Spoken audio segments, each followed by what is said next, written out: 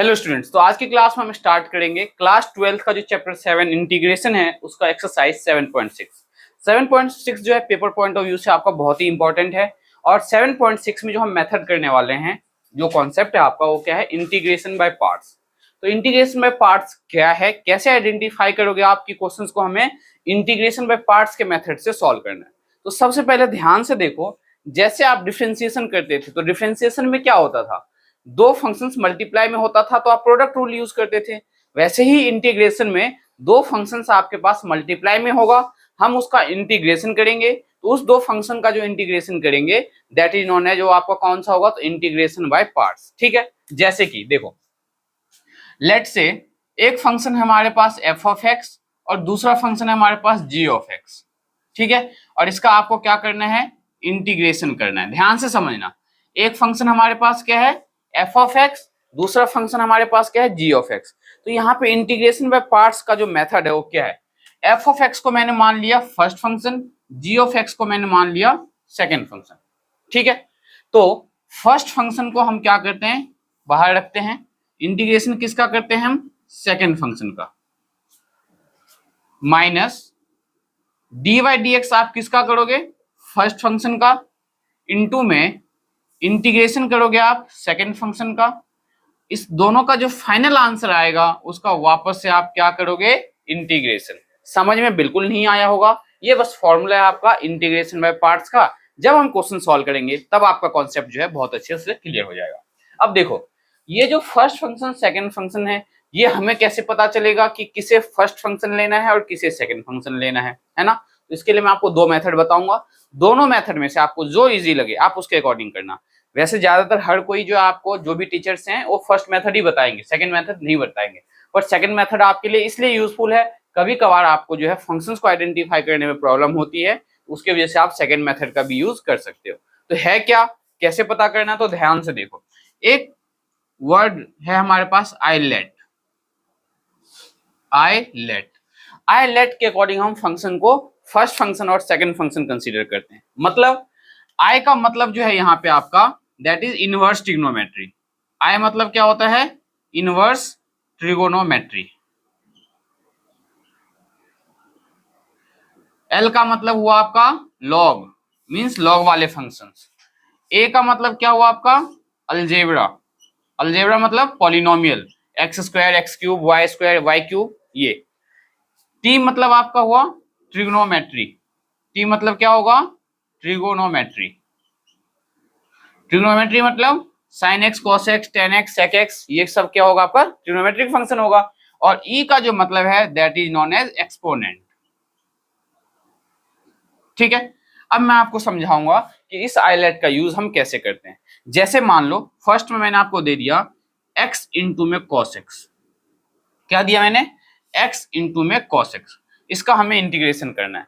तो सबसे पहले यहाँ पे आपको ये आइडेंटिफाई करना होगा कि sin x cos x में से, मतलब x और cos x में से फर्स्ट फंक्शन किसे लेंगे, सेकंड फंक्शन किसे लेंगे। तो इसके अकॉर्डिंग देखो, ये x क्या आपके अकॉर्डिंग अलजेब्रा, क्यों, क्योंकि ये पॉलिनोमियल है। cos x क्या आपका ट्रिग्नोमेट्री।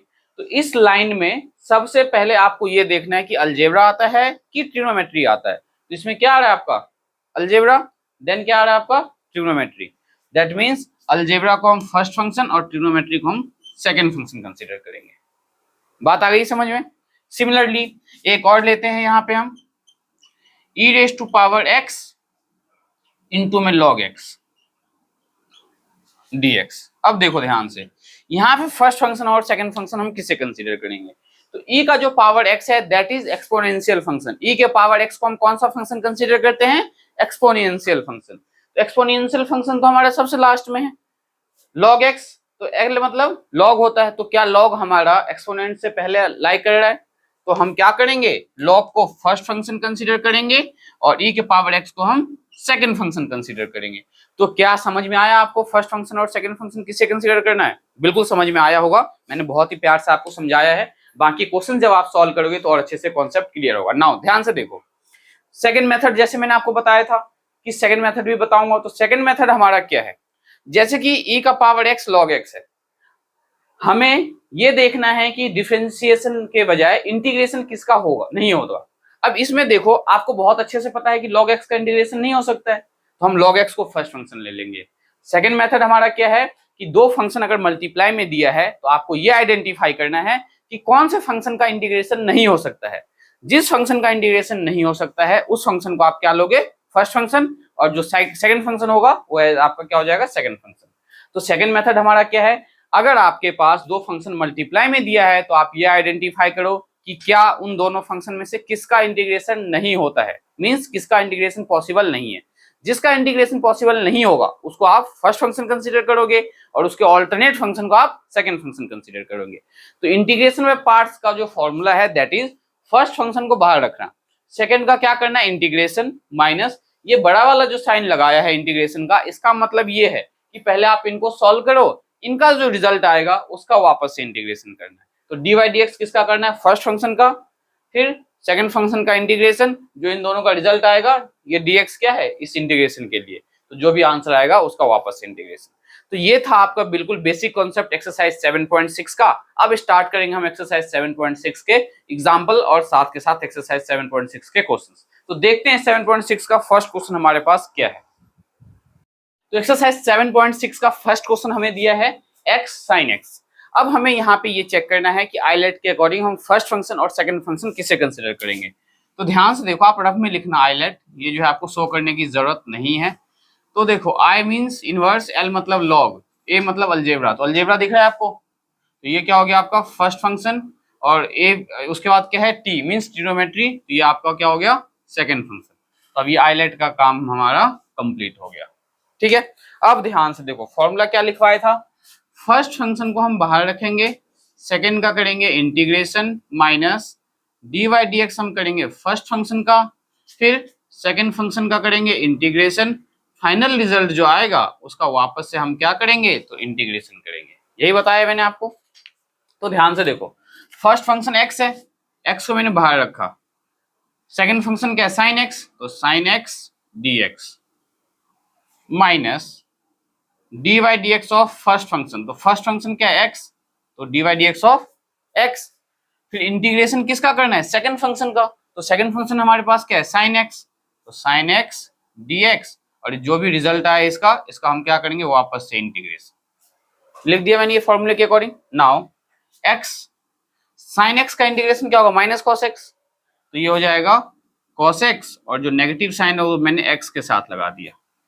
ठीक है, थोड़ा बड़ा लिखते हैं, आपको देखने में अगर प्रॉब्लम हो तो, x और साइन का इंटीग्रेशन माइनस cos x, तो ये रहा cos x, और इसका जो नेगेटिव साइन था वो मैंने यहाँ पे यूज कर दिया, तो माइनस x cos x आ गया ये। Now minus times dy dx of x क्या आएगा 1, इनटू में साइन x का इंटीग्रेशन क्या आएगा माइनस cos x, तो इसका जो नेगेटिव साइन आएगा क्या मैं उसको बाहर ले सकता हूँ, यहाँ cos x dx हो जाएगा। चेक करो ध्यान से, क्या किया मैंने, इस साइन का जो इंटीग्रेशन किया क्या हुआ, वो माइनस का cos x, तो यहाँ जो नेगेटिव साइन आया अंदर में उस नेगेटिव साइन को मैंने बाहर ले लिया, तो ये माइनस और अंदर वाला माइनस मल्टीप्लाई होकर प्लस हो जाएगा, कोई प्रॉब्लम यहाँ पे।